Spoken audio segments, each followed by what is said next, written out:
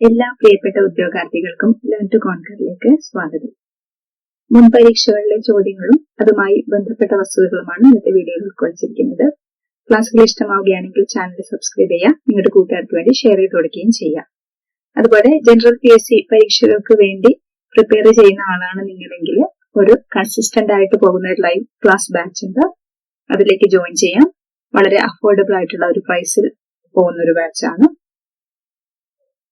Contact number ഞാൻ first comment ആയിട്ട് പിൻ ചെയ്യാം. അപ്പോൾ നമുക്ക് ആദ്യത്തെ ചോദ്യത്തിലേക്ക് കിടക്കാം. ബ്രിട്ടീഷ് പാർലമെന്റിലേക്ക് തെരഞ്ഞെടുക്കപ്പെട്ട ആദ്യ മലയാളി. ബ്രിട്ടീഷ് പാർലമെന്റിലേക്ക് തെരഞ്ഞെടുക്കപ്പെട്ട ആദ്യ മലയാളിയാണ് സോജൻ ജോസഫ്.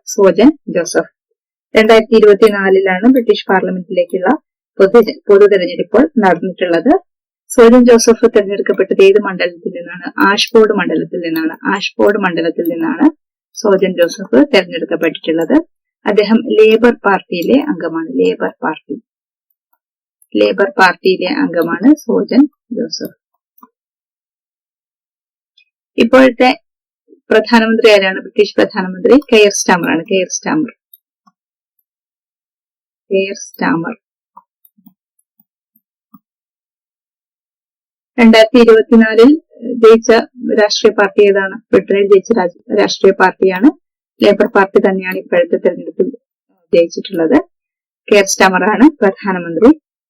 2022 മുതൽ 2024 വരെ ആരായിരുന്നു പ്രധാനമന്ത്രി? ഋഷി സുനക് ആയിരുന്നു. ഋഷി സുനക് ഇദ്ദേഹം ഇന്ത്യൻ വംശജനാണ്. ഈ ഋഷി സുനക് ഏത് പാർട്ടിയായിരുന്നു? Conservative party.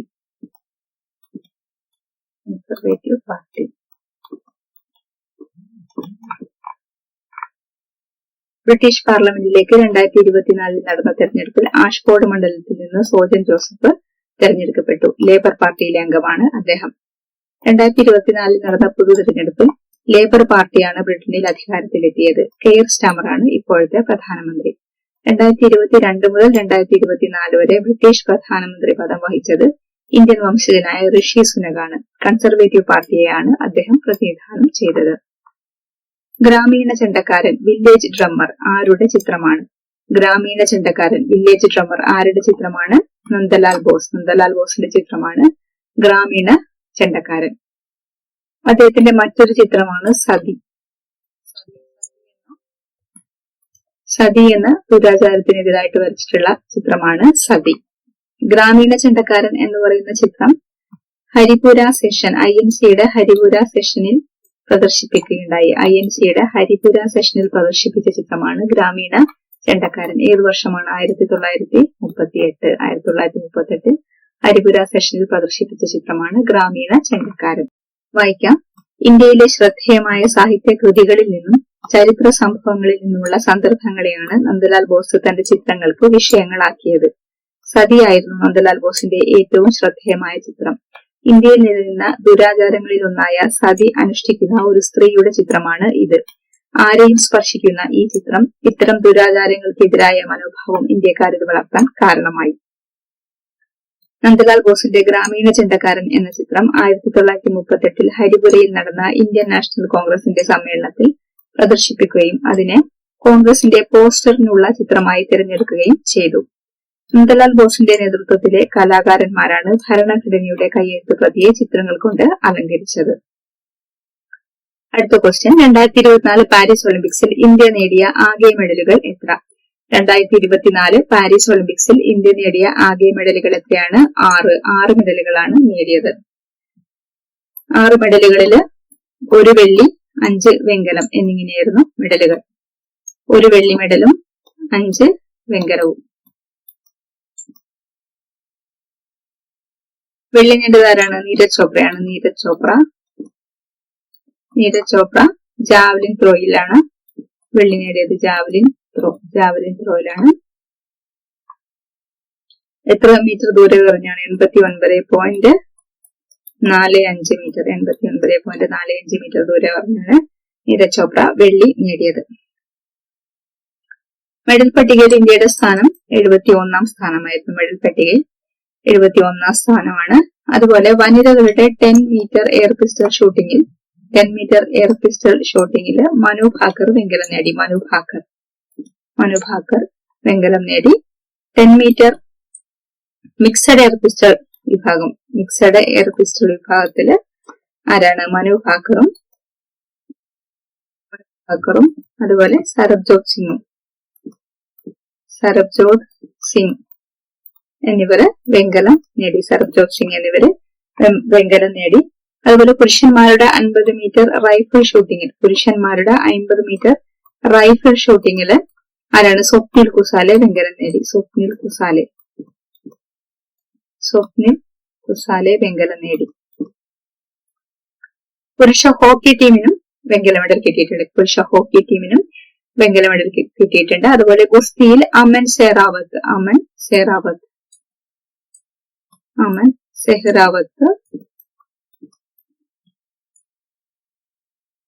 വെങ്കല മെഡൽ നേടി. 1 വെള്ളി 5 വെങ്കലം എന്നിങ്ങനെ 6 മെഡലുകളാണ് 2024 പാരീസ് ഒളിമ്പിക്സിൽ ഇന്ത്യ നേടിയത്. മെഡൽ പട്ടികയിൽ 71ാം സ്ഥാനമായിരുന്നു ഇന്ത്യയുടേത്. ജാവലിൻ ത്രോയിൽ 89.45 മീറ്റർ ദൂരമെറിഞ്ഞ് നീരജ് ചോപ്രയാണ് ഇന്ത്യക്കായി വെള്ളി മെഡൽ നേടിയത്. വനിതകളുടെ 10 മീറ്റർ എയർ പിസ്റ്റൾ ഷൂട്ടിംഗിൽ മനു ഭാക്കർ വെങ്കലം നേടി. 10 മീറ്റർ മിക്സഡ് എയർ പിസ്റ്റൾ വിഭാഗത്തിൽ മനു ഭാക്കർ, സർബ്ജോത് സിംഗ് എന്നിവർ ചേർന്ന് വെങ്കലം നേടി. പുരുഷന്മാരുടെ 50 മീറ്റർ റൈഫിൾ ഷൂട്ടിംഗിൽ സ്വപ്നിൽ കുസാലെ വെങ്കലം നേടി. പുരുഷ ഹോക്കി ടീമും വെങ്കല മെഡൽ ജേതാക്കളായി. ഗുസ്തിയിൽ അമൻ സെഹ്റാവത്ത് വെങ്കല മെഡൽ നേടി. ആകെ മെഡലുകളിൽ 3 ഷൂട്ടിംഗിൽ നിന്നായിരുന്നു. അടുത്ത ക്വസ്റ്റ്യൻ, ഭക്ഷ്യ സ്വയം പര്യാപ്തത, സമ്പദ്ഘടനയുടെ സ്വയം പര്യാപ്തത എന്നിവ പ്രധാന ലക്ഷ്യങ്ങളായിരുന്ന പഞ്ചവത്സര പദ്ധതി ഏത്? ഭക്ഷ്യ സ്വയം പര്യാപ്തത, സമ്പദ്ഘടനയുടെ സ്വയം പര്യാപ്തത എന്നിവ പ്രധാന ലക്ഷ്യങ്ങളായിരുന്ന പഞ്ചവത്സര പദ്ധതി ഏതാണ്? മൂന്നാം പഞ്ചവത്സര പദ്ധതി. ആദ്യത്തെ പഞ്ചവത്സര പദ്ധതിയുടെ കാലയളവ് 1951 മുതൽ 56 വരെയായിരുന്നു. ഒന്നാം പഞ്ചവത്സര പദ്ധതിയിലെ ഏറ്റവും പ്രാധാന്യം നൽകിയ ലക്ഷ്യം ഏതായിരുന്നു? കാർഷിക മേഖലയുടെ വികസനമായിരുന്നു ഒന്നാം പഞ്ചവത്സര പദ്ധതിയുടെ പ്രധാന ലക്ഷ്യം. ഇത് ഹരോൾഡ് ഡോമർ മാതൃക എന്ന് അറിയപ്പെടുന്നു. ഒന്നാം പഞ്ചവത്സര പദ്ധതി ഹരോൾഡ് ഡോമർ മാതൃക എന്ന് അറിയപ്പെടുന്നു. രണ്ടാം പഞ്ചവത്സര പദ്ധതിയുടെ കാലയളവ് എപ്പോഴായിരുന്നു? 1956 മുതൽ 61 വരെയായിരുന്നു. ലക്ഷ്യം വ്യാവസായിക വികസനമായിരുന്നു രണ്ടാം പഞ്ചവത്സര പദ്ധതിയുടെ പ്രധാന ലക്ഷ്യം. ഇത് മഹലനോബിസ് മോഡൽ എന്ന് അറിയപ്പെടുന്നു. അതുപോലെ ഇപ്പൊ പറഞ്ഞ മൂന്നാം പഞ്ചവത്സര പദ്ധതിയുടെ കാലയളവ് 61 മുതൽ 66 വരെയായിരുന്നു. ഇനി 66 മുതൽ 69 വരെ എന്തായിരുന്നു? പ്ലാൻ ഹോളിഡേ ആയിരുന്നു. 66 മുതൽ 69 വരെ പ്ലാൻ ഹോളിഡേ ആയിരുന്നു. നാലാം പഞ്ചവത്സര പദ്ധതിയുടെ കാലയളവ് ഈ 1969 മുതൽ 74 വരെയായിരുന്നു. 69 മുതൽ 74 വരെയായിരുന്നു നാലാം പഞ്ചവത്സര പദ്ധതിയുടെ കാലയളവ്. ഇതിന്റെ പ്രധാന ലക്ഷ്യം സ്ഥിരതയോടുകൂടിയ വളർച്ച, സ്വാശ്രയത്വം എന്നിവയായിരുന്നു പ്രധാന ലക്ഷ്യം. അതുപോലെ സ്വാശ്രയത്വം എന്നിവയായിരുന്നു നാലാം പഞ്ചവത്സര പദ്ധതിയുടെ പ്രധാനപ്പെട്ട ലക്ഷ്യം. അടുത്ത പഞ്ചവത്സര പദ്ധതിയുടെ കാലയളവ് 1974 മുതൽ 79 വരെയായിരുന്നു. 1974 മുതൽ 79 വരെയാണ് അഞ്ചാം പഞ്ചവത്സര പദ്ധതിയുടെ കാലയളവ്. ഇവിടുത്തെ പ്രധാന ലക്ഷ്യം എന്തായിരുന്നു? ദാരിദ്ര്യ നിർമ്മാർജ്ജനം എന്നതായിരുന്നു അഞ്ചാം പഞ്ചവത്സര പദ്ധതിയുടെ പ്രധാനപ്പെട്ട ലക്ഷ്യം. 1951-56 കാലയളവിലെ ഒന്നാം പഞ്ചവത്സര പദ്ധതി കാർഷിക മേഖലയുടെ സമഗ്ര വികസനമാണ് പ്രധാന ലക്ഷ്യമായി കണ്ടത്. 1956-61 കാലയളവിലെ രണ്ടാം പദ്ധതിയിൽ വ്യാവസായിക വികസനമായിരുന്നു പ്രധാന ലക്ഷ്യം. ഹരോൾഡ് ഡോമർ മാതൃകാ പദ്ധതി എന്നറിയപ്പെട്ടത് ഒന്നാം പഞ്ചവത്സര പദ്ധതിയാണ്. മഹലനോബിസ് മോഡൽ എന്നാണ് രണ്ടാം പദ്ധതി അറിയപ്പെട്ടത്. മൂന്നാം പഞ്ചവത്സര പദ്ധതിയുടെ കാലയളവ് 1961 മുതൽ 66 വരെ ആയിരുന്നു. സ്ഥിരതയോടുകൂടിയ വളർച്ച, സ്വാശ്രയത്വം എന്നിവ മുഖ്യ ലക്ഷ്യങ്ങളായിരുന്ന നാലാം പഞ്ചവത്സര പദ്ധതിയുടെ കാലയളവ് 1969 മുതൽ 74 വരെ ആയിരുന്നു.